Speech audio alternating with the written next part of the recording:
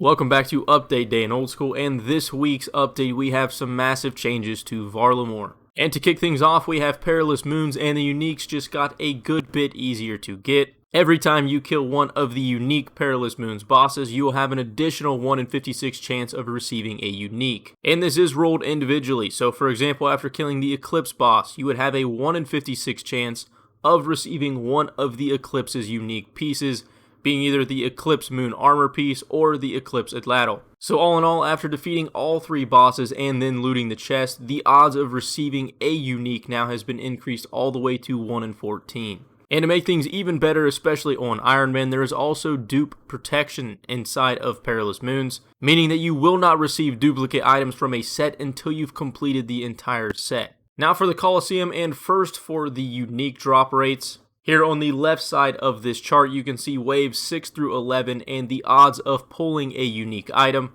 In the middle of the chart, you see once you pull one of the unique rates, the breakdown on what that unique actually has the potential to be. And one thing to note is if you do pull the 6 in 10 chance of the Echo Crystals, down here at the bottom does say there is a 1 in 10 chance of receiving either 2 or 3 Echo Crystals instead of just 1. Finally, for the right side, obviously the quiver is a guaranteed drop for every completion on the final wave. The pet can also only be rolled on the completion of wave 11, and it is important to note that its odds are not affected by any other factors. It is always a guaranteed 1 in 200 chance. And if you are to the point where you are farming quivers, you can also gamble your quiver for an additional 1 in 200 chance to receive the pet. But as for some other massive changes to the Colosseum that aren't just the uniques, the Rangers have been given a buff, so they no longer just hit ones individually. In addition to buffing the ranged Fremennik, they have nerfed slightly the melee Fremennik. And the biggest change is coming down here at the bottom of the paragraph. You can now trade in the quivers for a total of 4,000 Sunfire Splinters by talking to Minimus.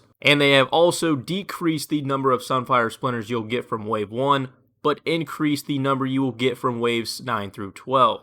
You'll receive 20% less splinters in Wave 1, meaning they've nerfed it down to 80, but if you make it to the later rounds, you will receive exponentially more than you did prior to this week's update. But apart from that and some other slight tweaks and bug fixes, those are all of the main things you need to know about this week's update. If you guys did enjoy or found the video helpful, consider dropping a like. It massively helps me out. Otherwise, I will catch you guys next week.